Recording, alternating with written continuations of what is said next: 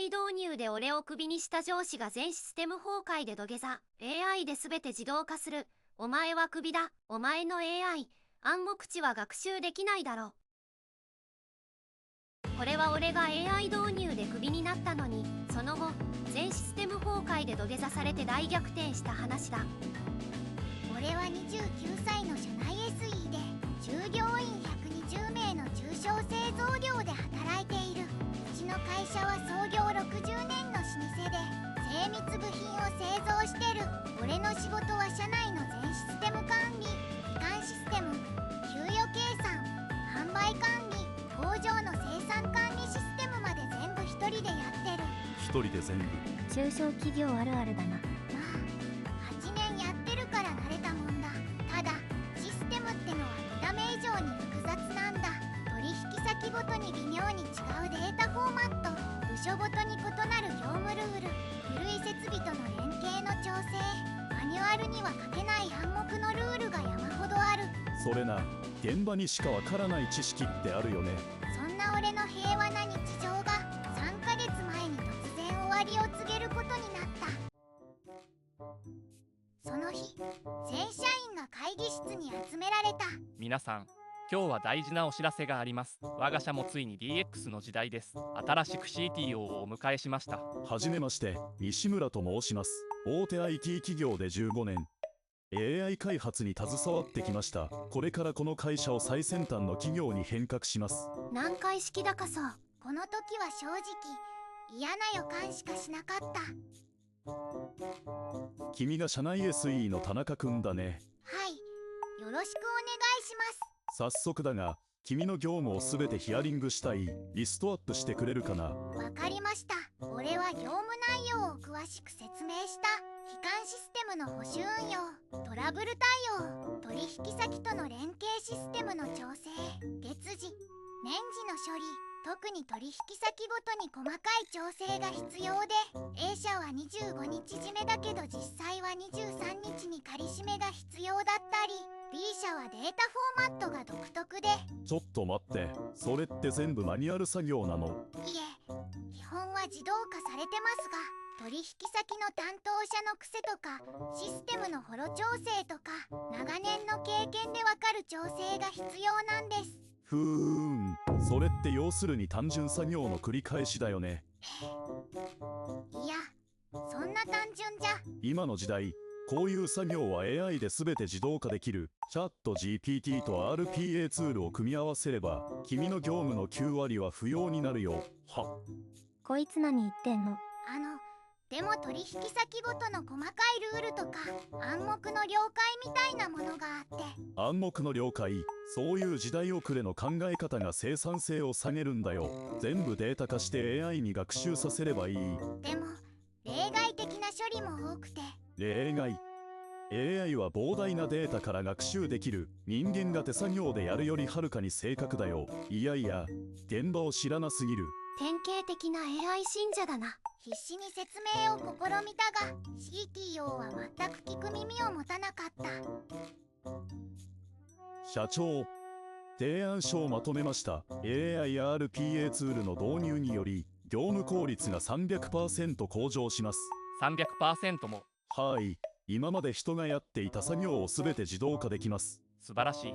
で、費用はどのくらいかかるんですかね？初期導入で3000万円、コンサルティング費用で2000万円です。5000万円。でも、これで社内 SE の人件費が丸々浮きますよ。年間600万円の削減です。おい、一機をクビにする気か？これはひどい。確かに費用対効果は良さそうだが、田中君、本当に大丈夫なのかね？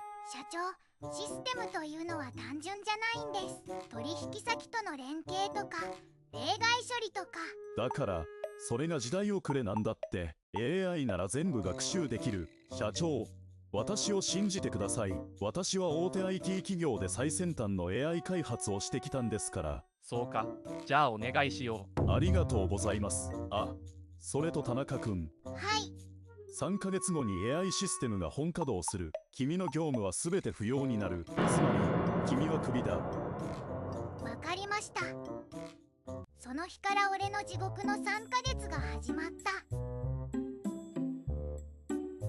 田中君、AI コンサル会社が来週から入る。君の業務をすべて引き継ぐための資料を作成してくれ。わかりました。かなり詳細な資料が必要になると思います。取引先ごとの特殊なルールとか、システム間の連携の注意点とか。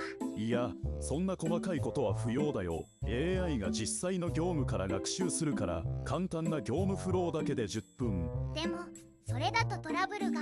トラブル？ AI なら人間より正確だから問題ない。完全にフラグやん。絶対トラブルになる。でも俺は自分のためにも詳細な資料を作ることにした。深夜、自宅で俺は黙々と作業した。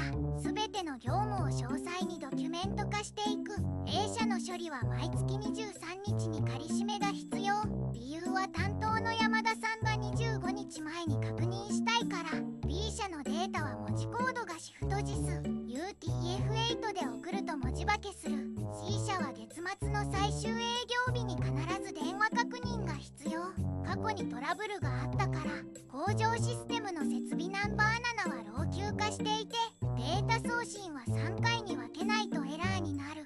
給与計算システムは部署ごとに残業ルールが違う。製造部は15分単位、営業部は30分単位。これは組合との合意事項だから変更できない。めっちゃ細かい。これがないとシステム回らないよな。3週間かけて300ページ超のドキュメントが完成した。すべての取引先の特殊ルール、システムのホロ調整のポイント、トラブル時の対処方法、すべてスクリーンショット付きで記録した。 CTO、資料ができました。これは業務の詳細をまとめた。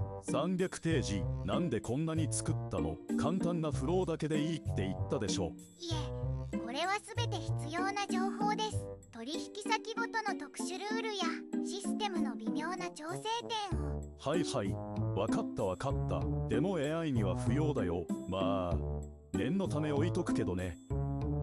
見もしないのかよ。完全に舐めてるな。 AI ツールの導入作業が進んでいった。俺は横で見ていたが、明らかに問題がある設定だった。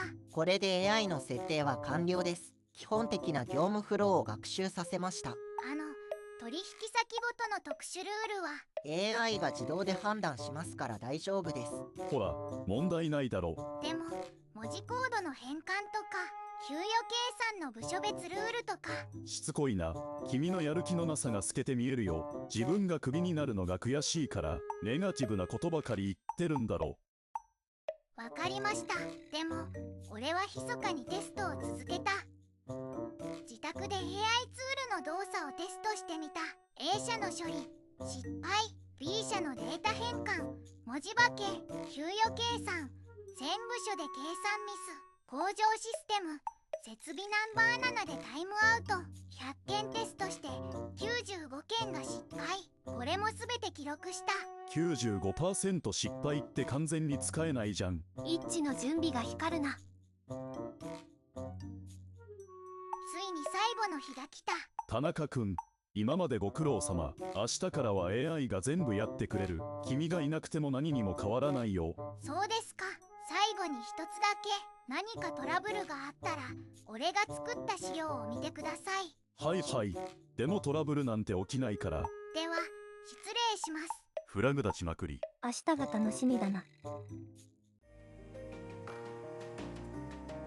俺は自宅でコーヒーを飲んでいた。そろそろ始まる頃だな。スマホに通知が来た。元同僚からの LINE だ。田中さん、大変なことになってます。システムが全部止まってます。やっぱりな。おい、どういうことだ？わかりません。AI が想定外のエラーを出していて。想定外？お前ら完璧って言ってたじゃないか。 CTO、A 社から電話です。発注データが全部文字化けしてるって。 B 社からも電話が。C 社も。ちょっと待って。製造部からも報告が。工場の生産管理システムが停止して製造ラインが全部止まってます。なんだと？総務からも連絡が。給与計算システムがおかしくて全社員の給与が間違ってます。営業部からも顧客データベースがエラーで出荷が完全にストップしてます。西村 CTO、どういうことだ。社長、これは。損害はいくらだ。製造ライン停止が1時間あたり約2000万円。取引先とのトラブル対応費用、出荷遅延のペナルティ、合わせて1日で約5000万円です。5000万円。落ち着いてください。AI コンサル会社が今、原因を調査中で。ログを見ても原因が特定できません。AI が学習データとは違う動作をしていて。何を言ってるんだ。早く直せ。まだ復旧できない。 CTO、A 社から。いい加減にしろ。2日間もデータが来ないぞ。契約解除を検討するからな。待ってください。 CTO、もう限界です。 AI だけでは対応できません。そんな。 CTO、田中さんが作った資料を見ましょう。300ページのやつです。これは A 社は23日に仮締めが必要。 B 社はシフト実でないとダメ。給与計算は部署ごとに違うルール。全部詳しく書いてある。これがあれば復旧できたのに。でももう遅い。この内容を理解して実装するには時間がかかりすぎる。資料あったのに使わないとか。完全に自業自得。まだ治らないのか。損害額は1億5000万円を超えました。1億5000万。西村 CTO、責任取れるのか。それは。田中君に連絡を取れ。彼なら直せるはずだ。電話がかかってきた。 CTO からだ。3日できたか。もしもし。田中君、頼む。戻ってきてくれ。戻る。確か俺がいなくても何にも変わらないって言ってましたよね。それはすまなかった。君の業務は AI では代替できなかった。頼む。助けてくれ。来た。土下座タイム。戻るのは無理ですね。そんな。ただフリーランスとしてなら契約できます。フリーランス。月額報酬300万円。1年契約で総額3600万円。リモート勤務か週3日まで。月額300万。元の給与は月40万でしたよね。その 7.5 倍です。今の損害が1日5000万円なら俺に払う方が安いでしょう。待ってくれ。社長に相談させてくれ。30分だけ待ちます。それ以上は損害が膨らみますからね。田中君、社長が了解してくれた。君の提示した条件で契約する。すぐに来てくれないか。わかりました。今から向かいます。俺は会社に戻り、すぐに作業を開始した。自分の作ったドキュメントがあるから、どこが問題かすぐに分かった。A 社のデータは23日に仮締め処理を追加。